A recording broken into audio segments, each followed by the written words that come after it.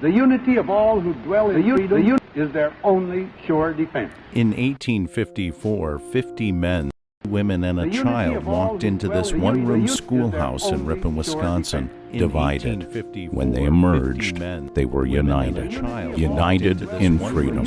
This year on March 20th, Ripon Rabbit Hole and thefreedomflame.com will rekindle the spirit that keeps the flame alive in our annual celebration. We invite everyone, regardless of your political affiliation or location in the world, to join us in rekindling the spirit of that flame. May the light of freedom, coming to all darkened lands, flame bright, until at last the darkness is no more. Register now for event details at thefreedomflame.com. Until at last the darkness is no more. Register now for event details at thefreedomflame.com. We're so gallant, he's free.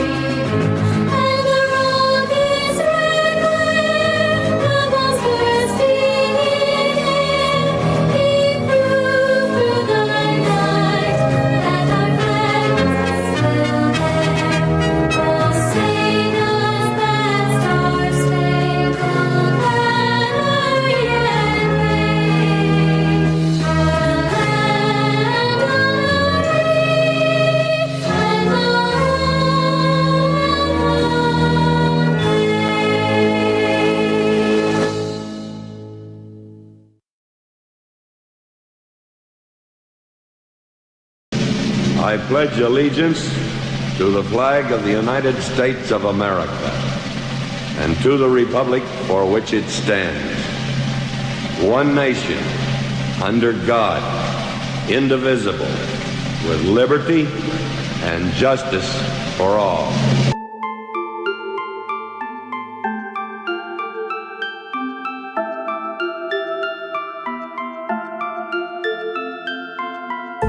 Unlocked and into the dark.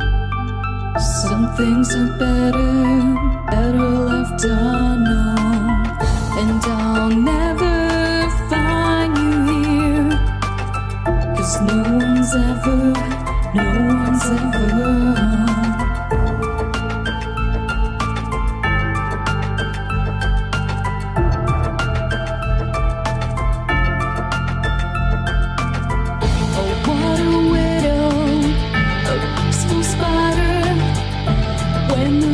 is clean, she's a sneaky hider. Hide the lies and the alibis. Oh, what a sinner is it in her?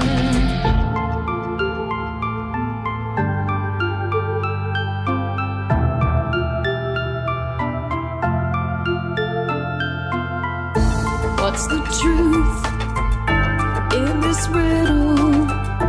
Is love really just this simple?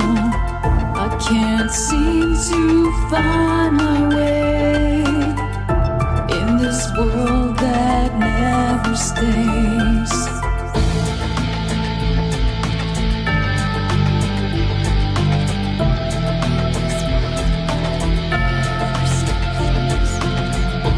What a widow, a peaceful spider.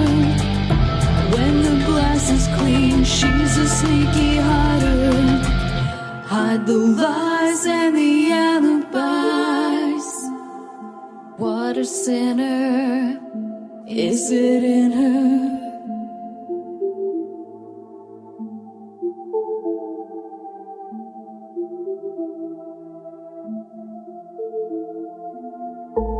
Is this real?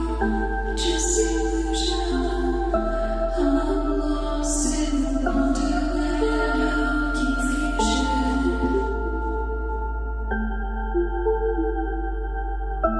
I'm lost in the wonderland of confusion. Is this real or just illusion? Manifestation or a dark delusion? Is this real or just illusion? I'm lost in a wonderland of confusion.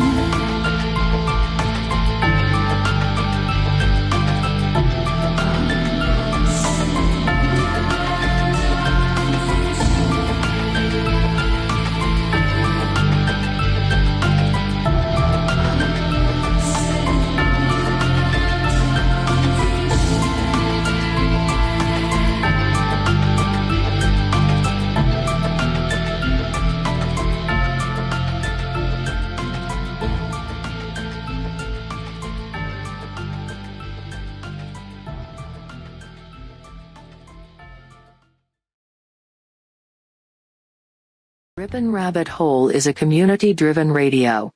At times the community comments may reveal prejudices and other beliefs that we or our sponsors do not condone.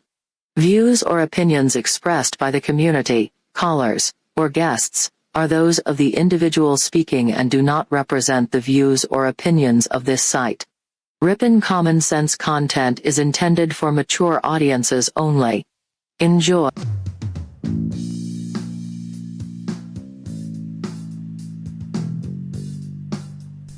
Coming to you from a secret cave, hidden deep within the wilderness. This is the Dark Wolf's Den Show. Now, here is your host, Jerry Hicks. That's right, I am Jerry Hicks, also known as the Dark Wolf, and we are broadcasting live from a secret cave hidden deep within the wilderness of Tennessee. That's right. We're ripping through the electromagnetic soup. We're tearing through the atmosphere, and we're tunneling away into your radio like a quantum particle. This is the Dark Wolf's Den radio show for Thursday, March the 3rd, 2022. So whether you're on the edge of a reality, the edge of the galaxy, or the edge of your seat, we're glad you chose us to be right there with you. Our topic tonight, folks, welcome back to the Freedom Flame series. We will be discussing false flag attacks in history. A false flag is defined as a government attacking its own people, then blaming others in order to justify going to war against those that it blamed. And there has been a large number of these from many countries throughout history, including the United States, and we're going to go over a number of those tonight, and we'll get to all that and more here in just a moment. But first, let's go ahead and see who all we have out here in our YouTube chat rooms, both on the Dark Wolf's Den radio show as well as the Ripon Rabbit Hole YouTube channels. How you guys doing over here tonight? Like AJ over here in the Dark Wolf's Den show. The Ripon Rabbit Hole says, let's go, Brandon. Let's go, Brandon, indeed. Michael Fontaine said something, but when I flipped to live chat, unfortunately, it erased whatever it was. My apologies, Michael. I blame YouTube. Sandy B says, hey, everybody. Hey, Sandy, glad to see you. Raider Champion Freedom Flame, March 20th, says Raider Champion. Make sure you go follow that link to the freedomflame.com. And Danny Mall in the house says SS all gaff GAFFE is false flag anagrammed. Make of that what you will. Jason Starr says, is it real? That is only what we will have time to tell, right? This may be a false flag in and of itself. Who knows, right? Haha. Errol Taylor says, hey everyone. Hey Errol, glad to see you. Prairie Fire hanging out down there with us all the way at the bottom. Glad to see all you guys over in the Ripon Rabbit Hole YouTube channel. Over here in the Dark Wolf's Den Show YouTube channel, Michael Fontaine says, hi, hello, ever. Glad to see you, Michael. I think he's bouncing between channels here. A lot of you guys tend to do that. Euler Greg says, hi, Euler Greg. Glad to have you here, my buddy. My Life DIY says, here but driving, AFK for a bit. All right, we hope you make it home safe and look forward to seeing you when you get there. Sandy B says, eyes on the road, my life. Yeah, that's right, my life, eyes on the road. We don't need no accidents. JoJo's waving in with a great hello. Glad to see you, JoJo's. Real quick, guys, just like last night, I must put out a PSA real quick, a public service announcement. There has been a large ramp up in phishing emails and text messages. Some of these are getting really sneaky, saying you have an order confirmation or your Netflix is about to run out, different things like that. And a lot of these are phishing scams that will take you to a fake website that looks a lot like the one they tell you you're supposed to be on. If you check the bar address bar, you'll find that it is not a valid address, and when you enter the information, you're actually entering it to somebody who is stealing your information. So please be very, very, very careful what you are clicking on and what information you are giving, and when, where, and how you are giving it. If you have any question at all on an email or a message, please feel free to forward it to the Ripon Rabbit Hole at gmail.com. That is Ripon Rabbit Hole at gmail.com. RIPONRABBITHOLE.com. Or at gmail.com, sorry. Anything you have in question, we will gladly take a look, scan, and make sure it's absolutely safe. Whatever we have to do to ensure that you don't get caught up in a scam or scandal with these hackers. So just a public service announcement from the RiponRabbitHole.com.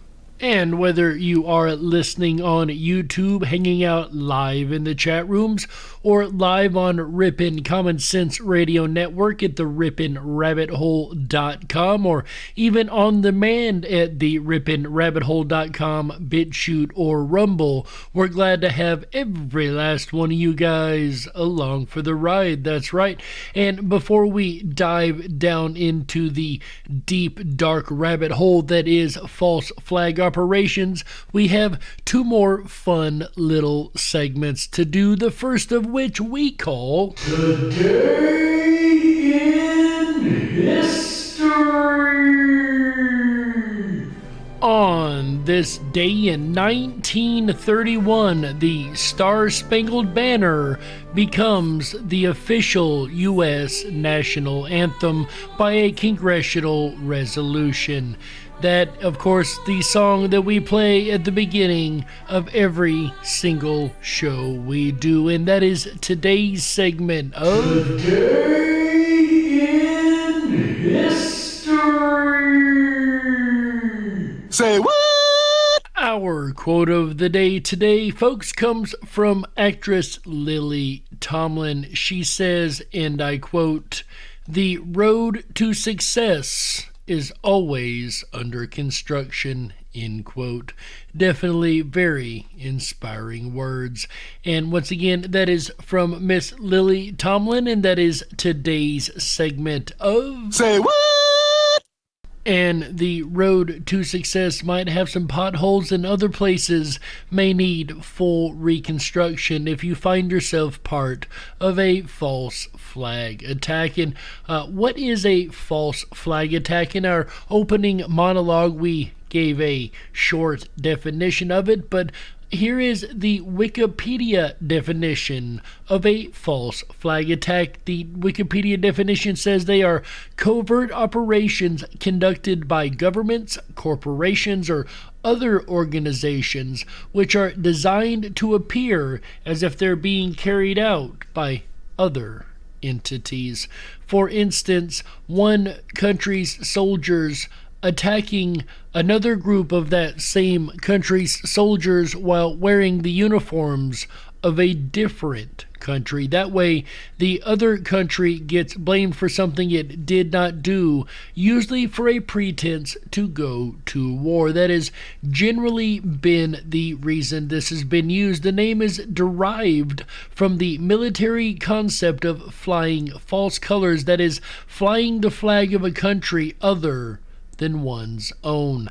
Operations are not limited to war and counterinsurgency operations, but have been used in peacetime, for example, during Italy's strategy of tension. Literally, leaders throughout history have at one time or another acknowledged false flags.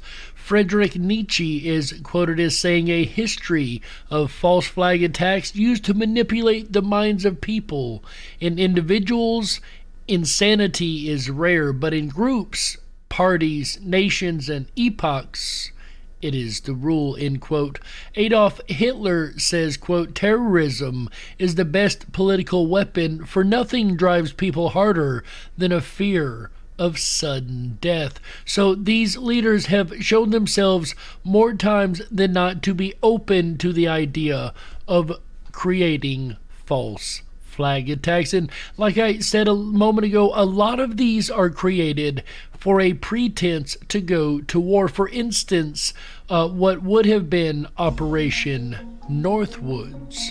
Our story begins in 1959 when a man by the name of Fidel Castro staged a communist revolution on the Caribbean island of Cuba. Cuba, as you might know, is incredibly close to the United States, and the US didn't take too kindly to having a base for communism being set up in their backyard, revolution being the primary export of communist countries and all. And indeed, Castro immediately set about both securing his position, implementing his socialist reforms in the country, and influencing other Latin American countries in their own political conflict. So at the time, they were considered, Cuba that is, was considered a major threat to the U.S. as they were afraid that communism might find a way to take hold here in the mainland. It looks like their fears were well founded as we look around society and what's going on today, of course. But again, this was the 1960s, and they had to find a way to stop communism in Cuba.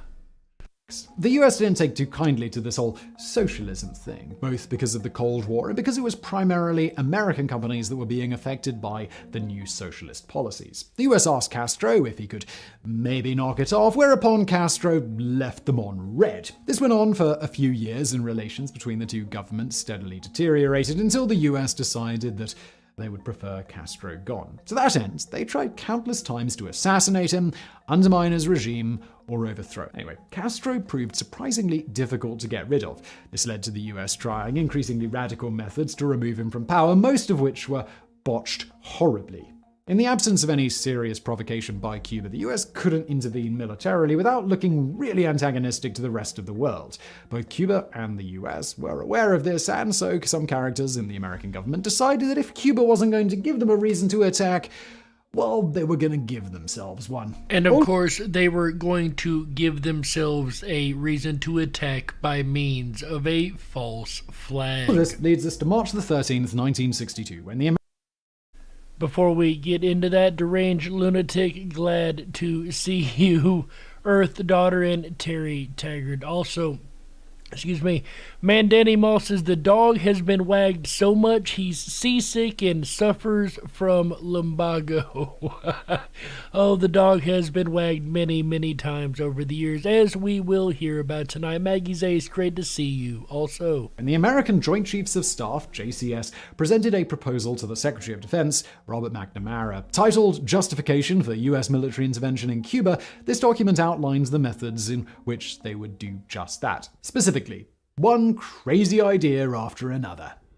The proposal for Operation Northwoods wasn't a single clear, actionable goal. Rather, the initial memo was explicitly cited as a request for further planning, and as such, most of what is in the document is just general ideas for ways to justify a war on Cuba. With that being said, there's a pretty clear trend that emerges between the 9 ideas that were actually drawn up in the original document. First idea. Citing the desirability of a legitimate provocation to invade Cuba and depose Castro, the US military would maneuver, posture, and position itself in such a way to make the Cubans think that America was about to invade. This would lead to a tense standoff, which would hopefully prompt the Cuban armed forces to attack preemptively, which would give America an excuse to attack right. As it turns out, this was the most sane of the 9 proposals. We're about to go off the deep end. Second idea. A series of well-coordinated incidents would be performed in and around the US naval base in Guantanamo Bay, which, for the 3 of you that didn't know, is located on the island of Cuba. The authors of this memo were kind enough to list some of their ideas for what those incidents would be, with things like capturing Cuban saboteurs in the base who would actually be friendly Cubans dressed as soldiers, having friendly Cubans start riots near the main gate, blowing up US aircraft or ammo crates on the base, and sinking ships in the bay, followed by holding mock funerals for the victims. Can't fault them for a lack of commitment, we guess.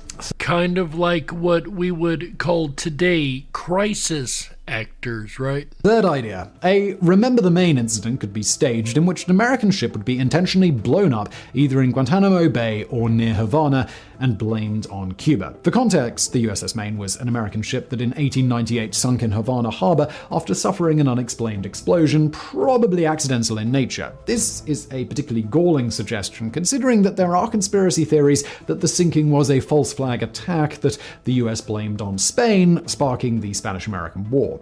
By the way, one of those conspiracists is the Cuban government, which officially states that the US government sunk the Maine. Fourth idea. As he mentioned, the USS Maine's sinking was used as a pretext to get into the Spanish War. And these false flags have many times, as we will find, been used as pretexts to enter some type of war, like I said earlier. A terror campaign would be conducted against Cuban refugees in or trying to reach the United States. This idea was elaborated upon. You know, you really have to appreciate, though, that even though it was considered a conspiracy theory, that the Maine was a false flag attack, as we know with most conspiracy theories, more likely than not it was true. As a matter of fact, I've seen more in my lifetime come true in the last 2 years than I ever thought I would. But that's a whole nother can of worms. I'm running out of conspiracy theories. But what I find really funny about this is it wasn't just your average Joe like you or I calling it a conspiracy theory. Yes, Perry Fire, I agree. It wasn't just you or I calling it. It was literally the government of Cuba telling us that the Americans did it, pushing this false flag narrative. In today's language, it would be called misinformation, even though we know what they mean when they use that word. Upon with suggestions such as sinking a boat full of refugees headed for Florida or making attempts on the lives of Cuban refugees already in the United States. Alternatively, a few explosives could be planted in strategic locations so as to project the idea of an irresponsible government. And it's at this stage we say, well, pot calling the kettle black, yes? Pot calling the kettle black indeed, but one thing I would like to point out here is that people would have died. The refugees in the boat, for instance, would have died.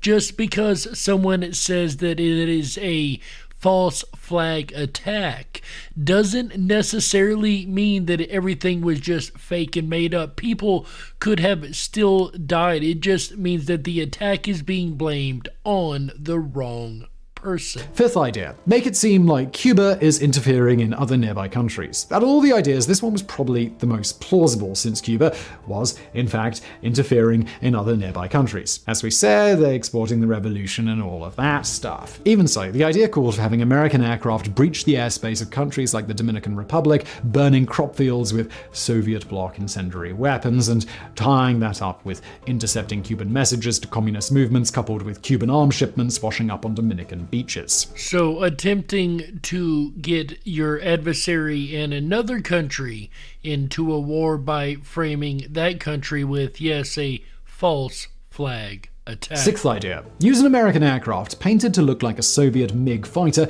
to harass a civilian aircraft near Cuba. This would be helped along with a pilot who would possibly be in on the whole thing, who would announce to the passengers that a MiG fighter was harassing the plane.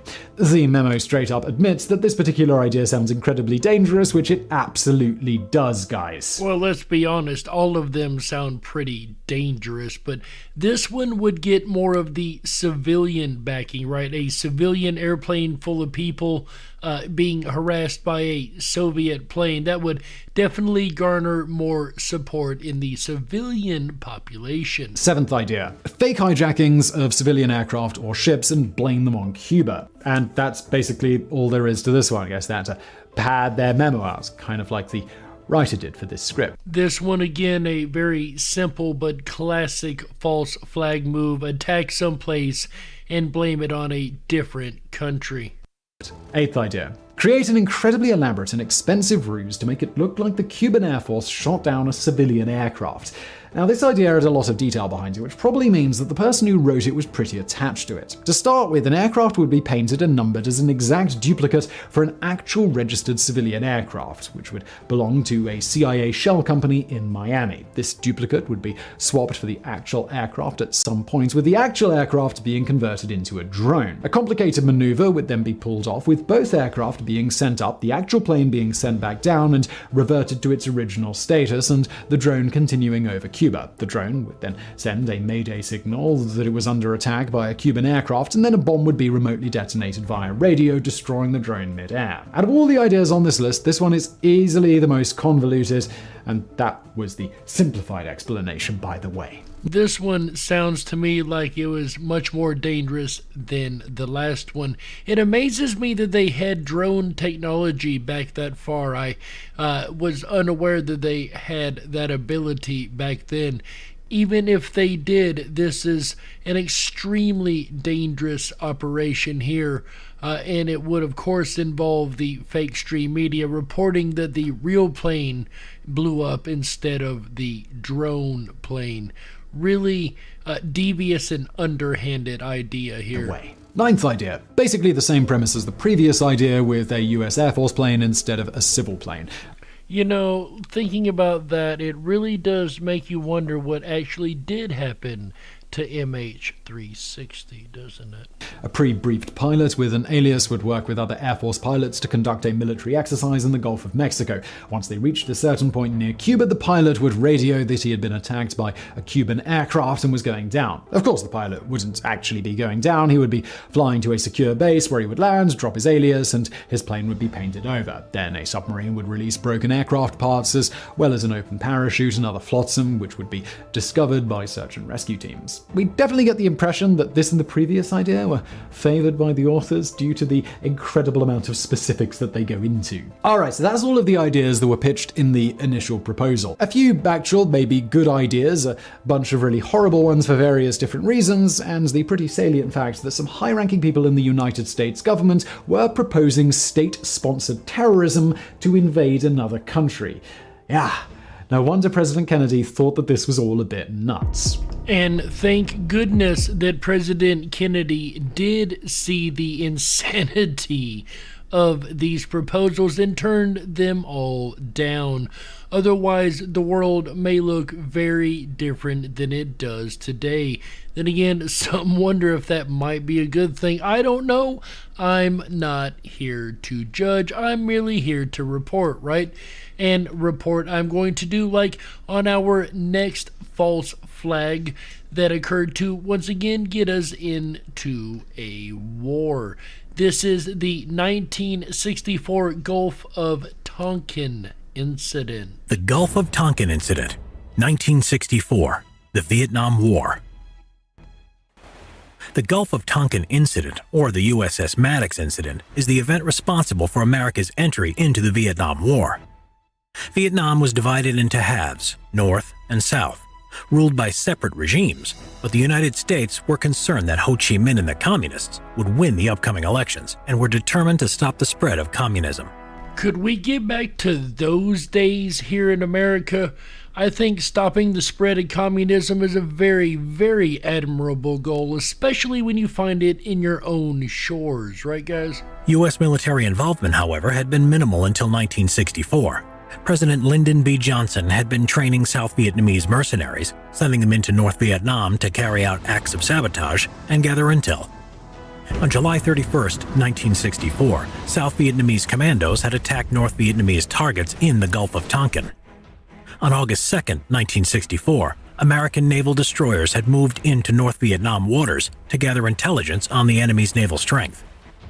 The USS Maddox was nearing the mouth of the river delta when Captain Herrick noticed that they were being followed by North Vietnamese torpedo boats and had intercepted communications of their intention to attack, so he fired 3 warning shots.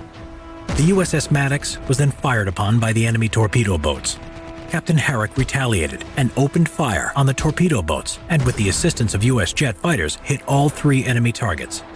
The enemy boats had fired their torpedoes, but they all missed. The USS Maddox then retreated back into international waters.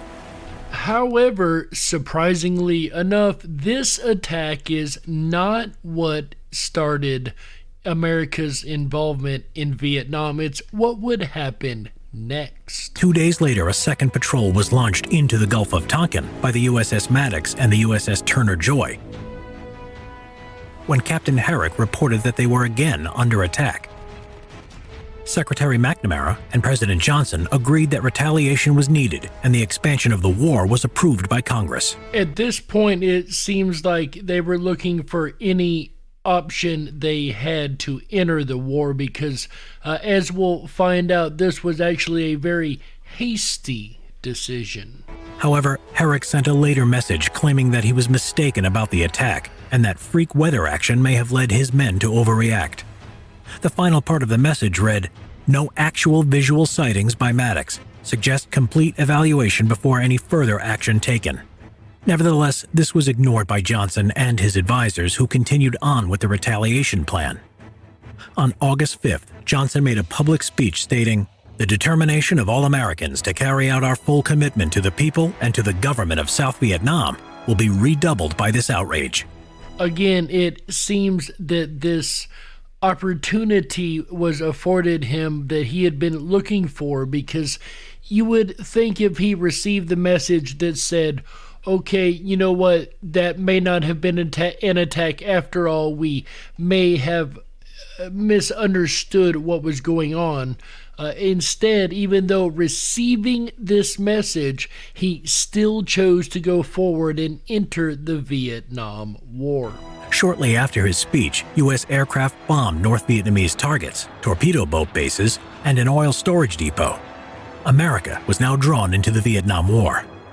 President Johnson made a speech via the media to the American people to get their support for the war and described the attack on 2 U.S. Navy warships as a deliberate aggression.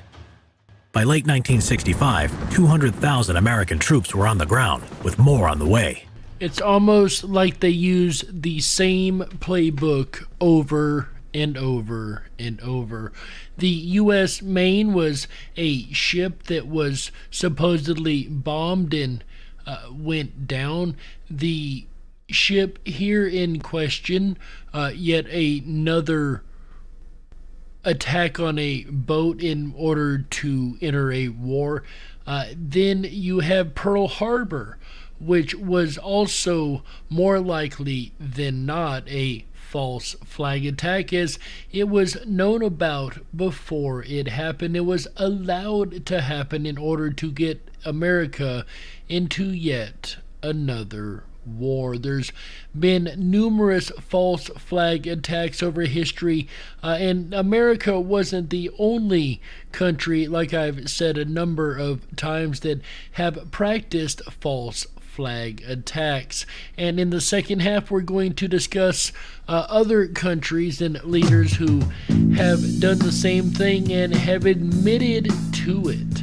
So that's coming up in the second half, folks, but we have to go ahead and take a network break right here. So my name's Jerry Hicks, also known as the Dark Wolf, and you're listening to the Dark Wolf's Den radio show exclusively on Ripon Common Sense Radio Network, the RiponRabbitHole.com. We'll be right back with the second half of the Dark Wolf's Den radio show after these messages. Stick around. Don't touch that dial. That's right.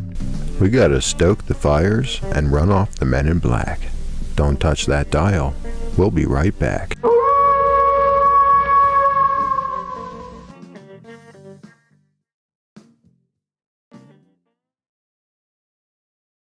And freedom is their only sure defense. In 1854, the unity of all 50 men, 3 women, and a child walked into this one-room schoolhouse in Ripon, Wisconsin, divided. When they emerged, they were united in freedom. This year on March 20th, Ripon Rabbit Hole and the freedomflame.com will rekindle the spirit that keeps the flame alive in our annual celebration. We invite everyone, regardless of your political affiliation or location in the world, to join us in rekindling the spirit of that flame. May the light of freedom, coming to all darkened lands, flame brightly, until at last the darkness is no more. Register now for event details at thefreedomflame.com.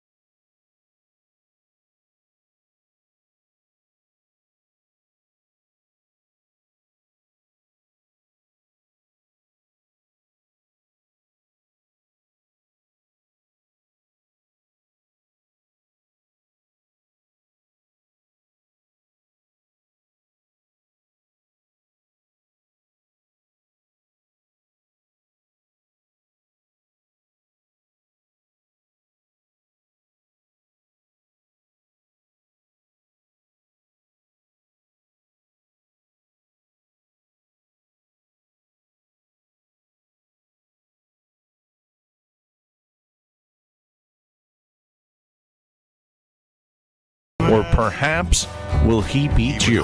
One thing that's for certain is before the end of the weekend, we'll have an answer to that question. Join us for an evening of puzzles, riddles, games, trivia. It's a lot of fun in our family interactive game night, the most interactive game show on radio. Beat Eugene. Eugene, are you ready to play Sunday night? My answer is it is not certain. Now, last night he said yes, but tonight he's not certain, so it's going to be any given Sunday, that's for certain. We'll return you back to Jerry Hicks and the Dark Wolf's Den radio show for Freedom Flame series False Flags on Thursday, March 3rd, 2022. You're listening to the Ripon Common Sense Radio Network, home of the Freedom Flame, riponrabbithole.com.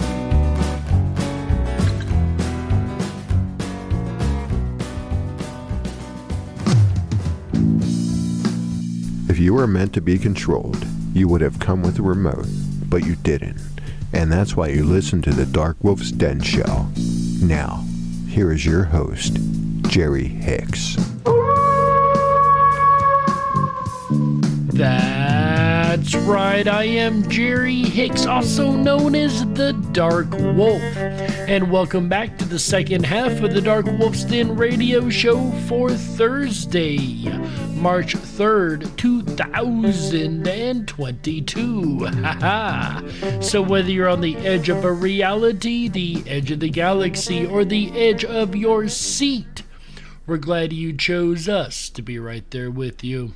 Folks, in the first half, we went over a few different false flag attacks in history, from Operation Northwoods to Pearl Harbor and even the Gulf of Tonkin incident, three of which, of course, involved America. But America wasn't the only country to attempt false flags. We have 42 instances here. We hope we can get through all of them, where officials in government which carried out attacks admitted to it either orally or in writing. Japanese troops set off small explosions on a train track in 1931 and blamed it on China in order to justify an invasion of Manchuria.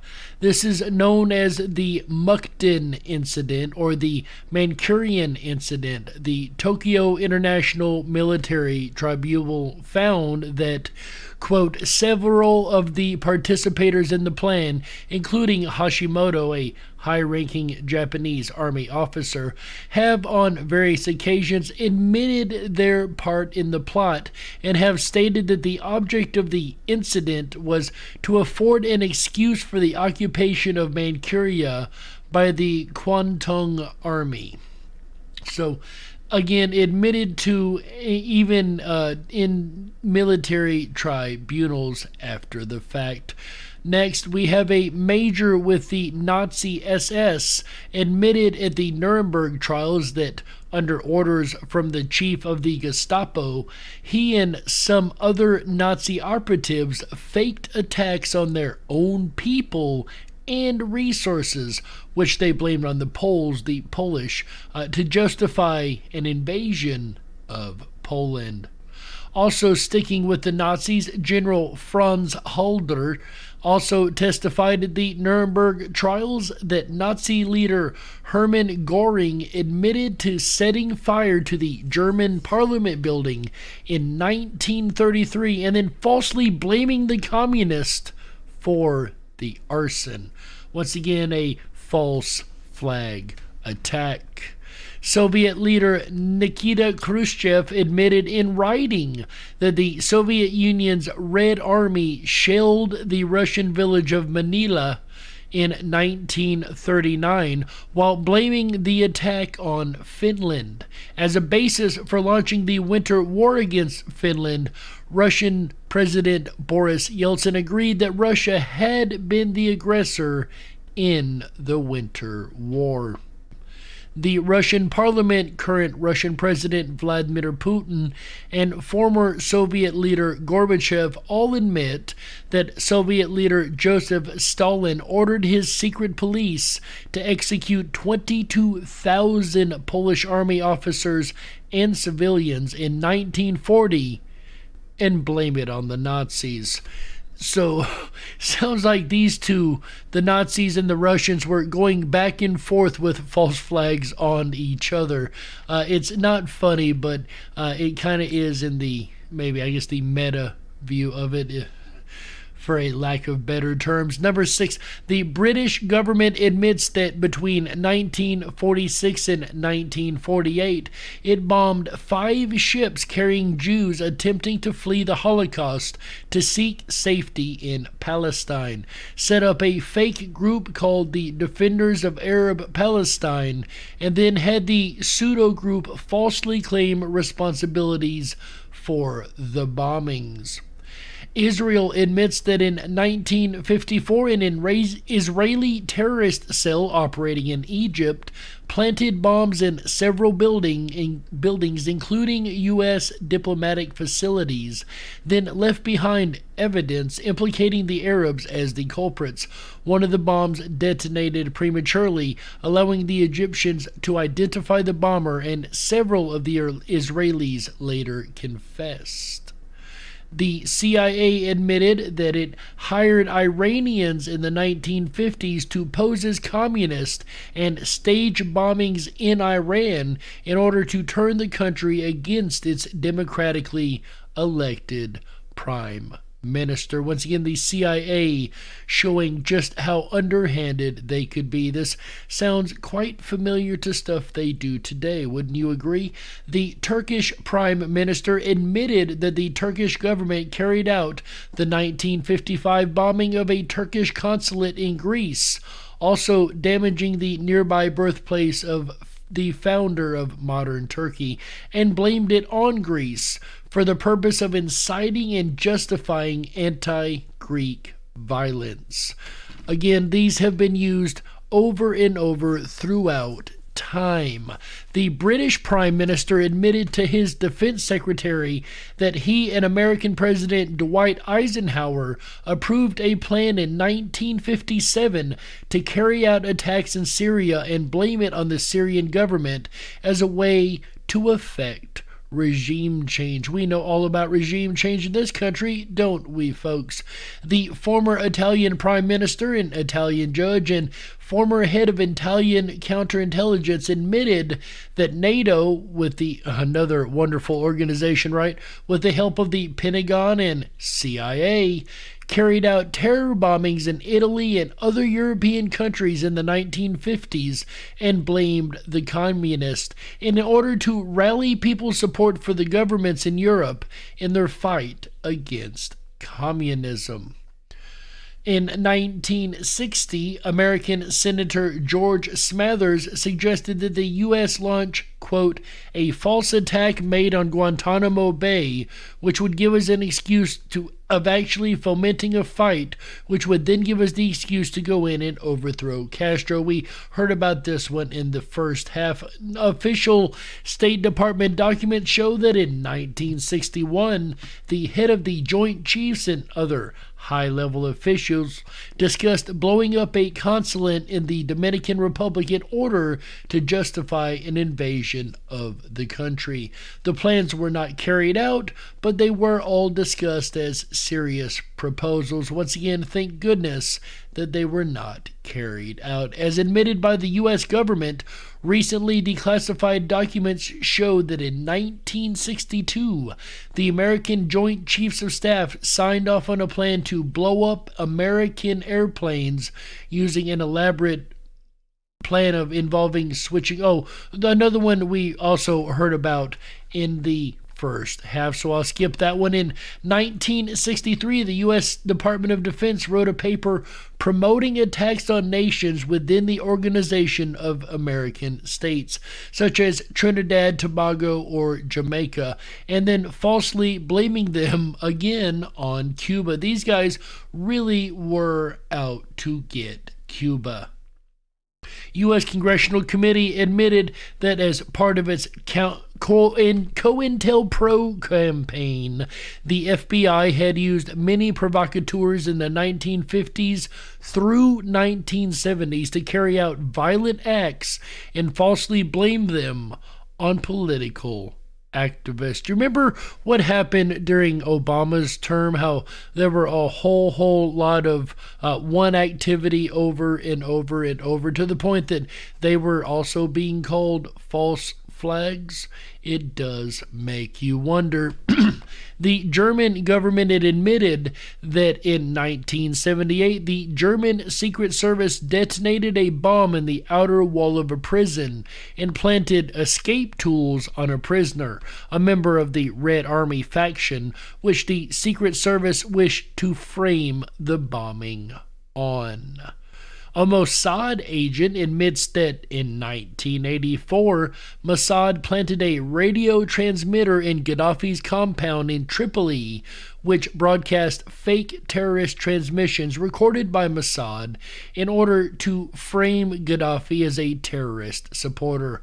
Ronald Reagan bombed Libya immediately thereafter. The South American Truth and Reconciliation Council found that in 1998, the Civil Cooperation Bureau, a covert branch of the South African Defense Force, approached an explosives expert and asked him to participate in an operation aimed at discrediting the African National Congress by bombing the police vehicle of the investigating officer into a murder incident, thus framing the ANC for the bombing. Again, all of these are admitted to. Just imagine the ones that haven't been admitted to.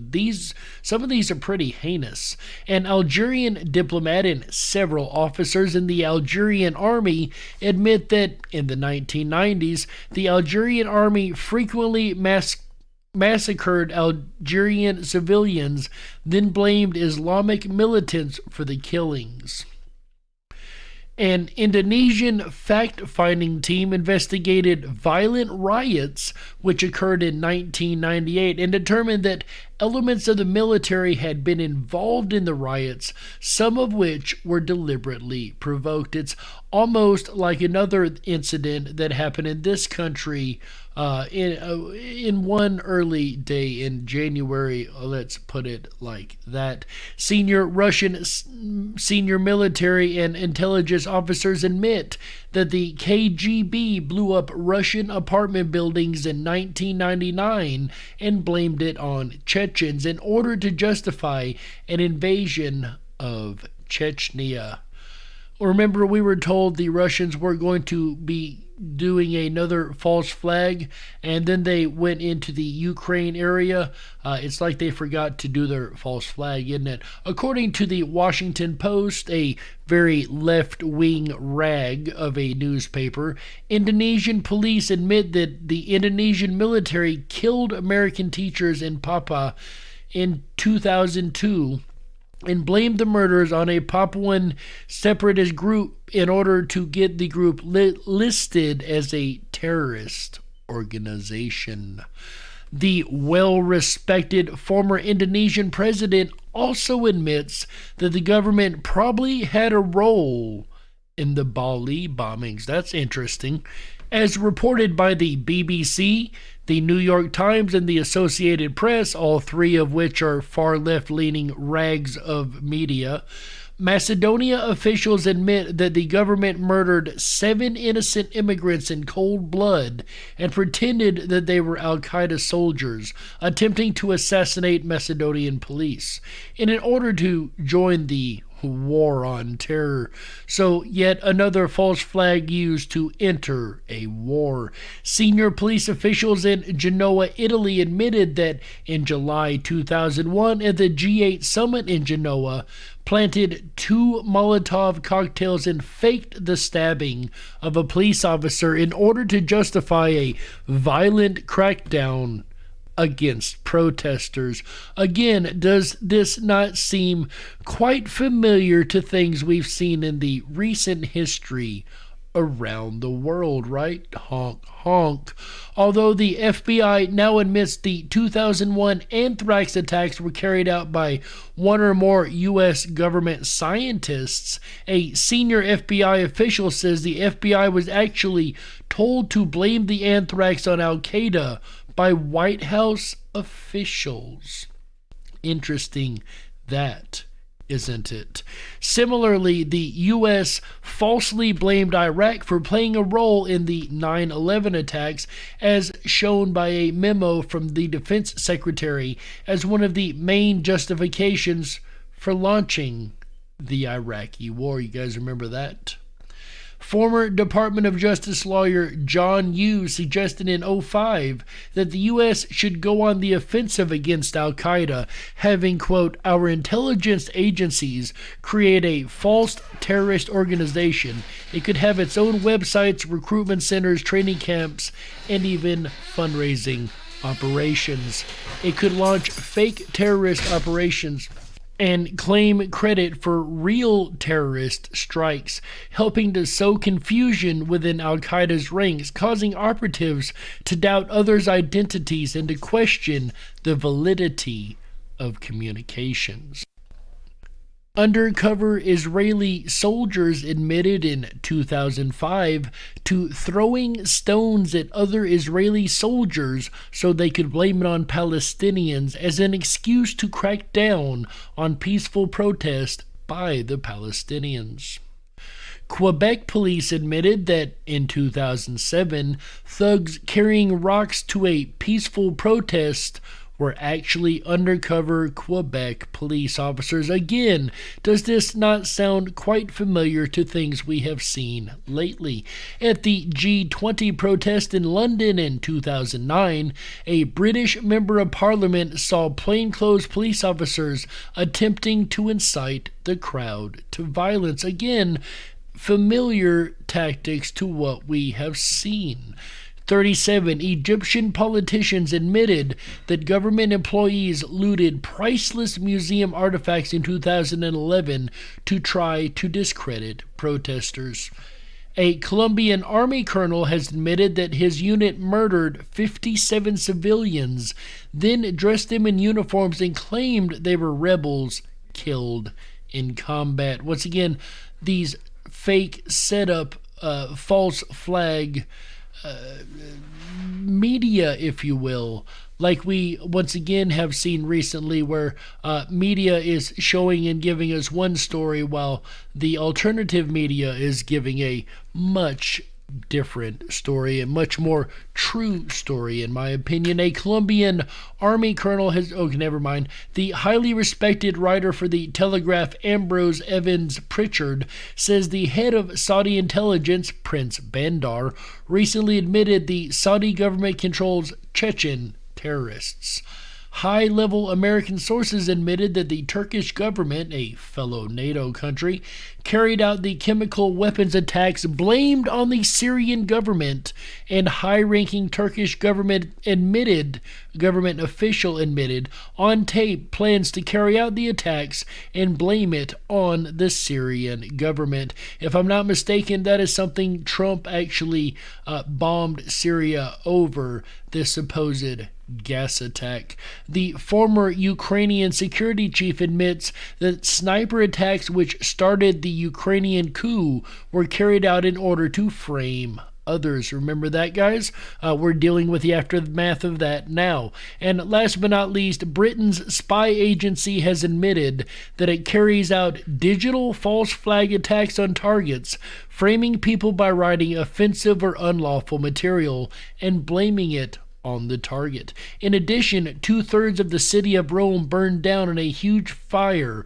The Roman people blamed Emperor Nero for actually starting the fire.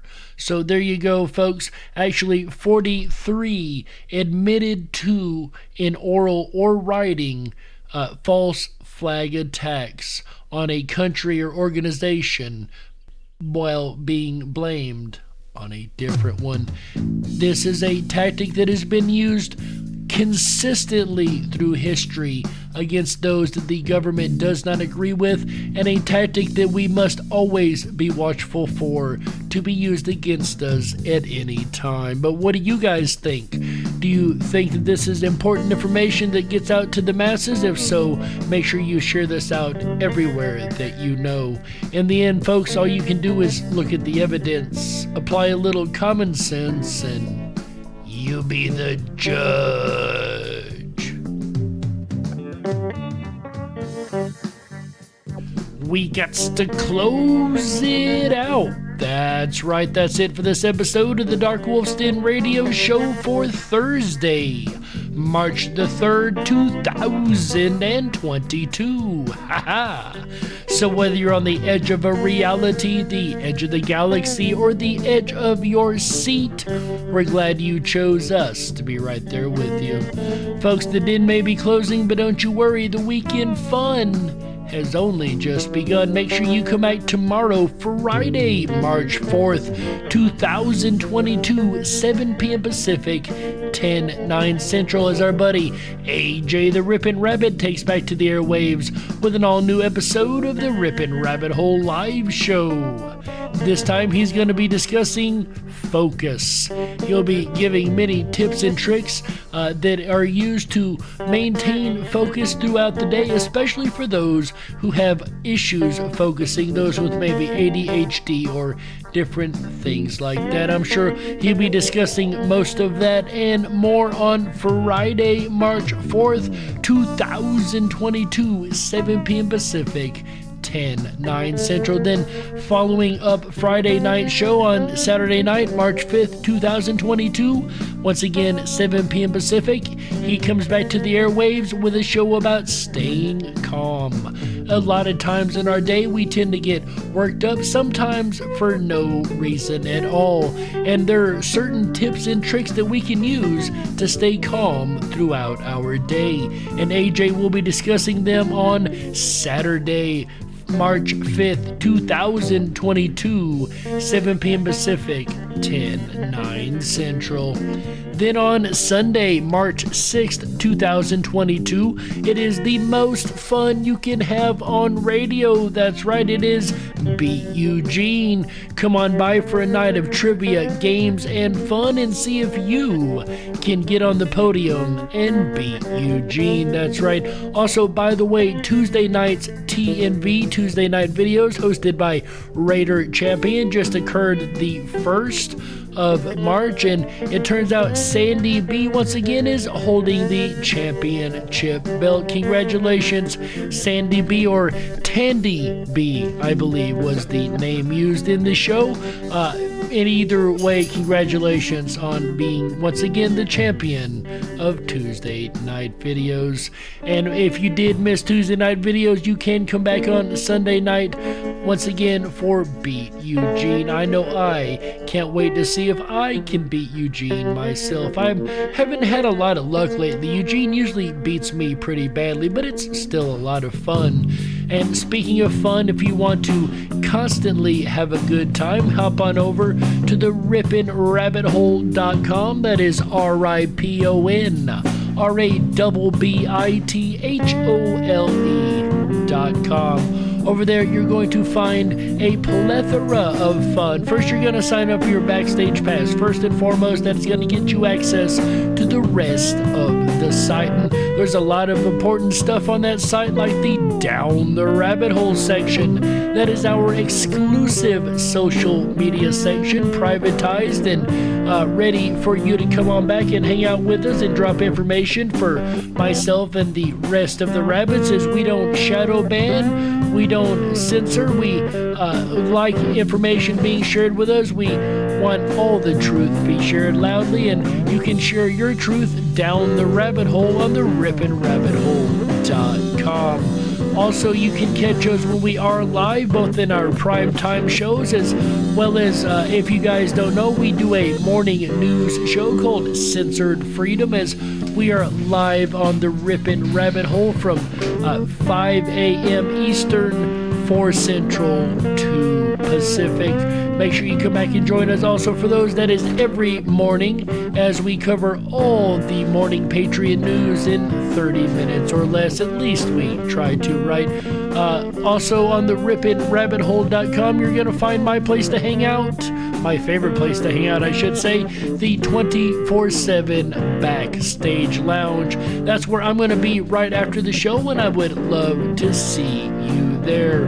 With that said, on behalf of AJ the Ripon Rabbit, Chick Mandela Effect, Michael Musco, Walt House, Tom Bayless in Red Shed Studios for this incredible music, and everybody involved in Ripon Common Sense Radio Network, we thank you for being here. My name is Jerry Hicks, also known as the Dark Wolf, and you've been listening to the Dark Wolf's Den radio show Freedom Flame Series, False Flags. Remember, until next time, ladies and gentlemen, stay awake, but dare to dream. Good night, everybody. How? Yeah, that's right.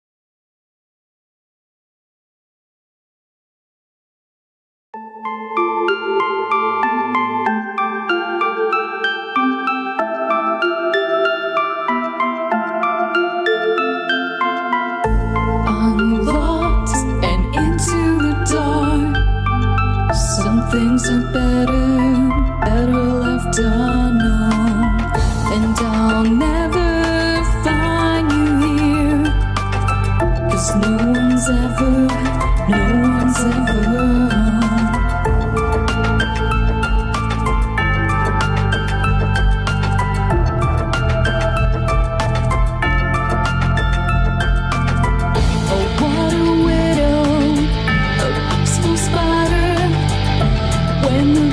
is clean, she's a sneaky hider. Hide the lies and the alibis. Oh, what a sinner. Is it in her?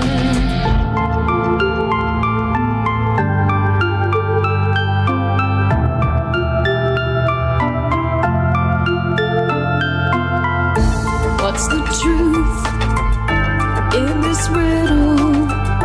Is love really just this simple? I can't seem to find my way in this world that never stays.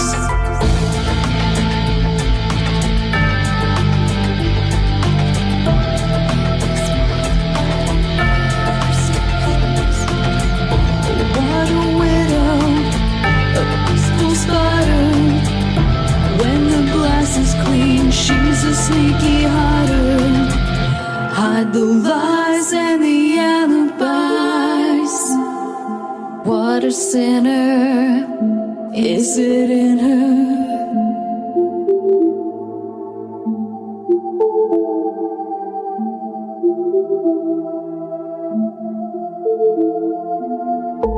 Is this real?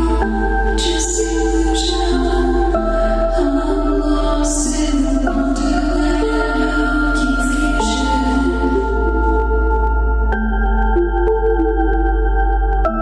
I'm lost in the wonderland of confusion. Is this real or just illusion? Manifestation or a dark delusion? Is this real or just illusion? I'm lost in a world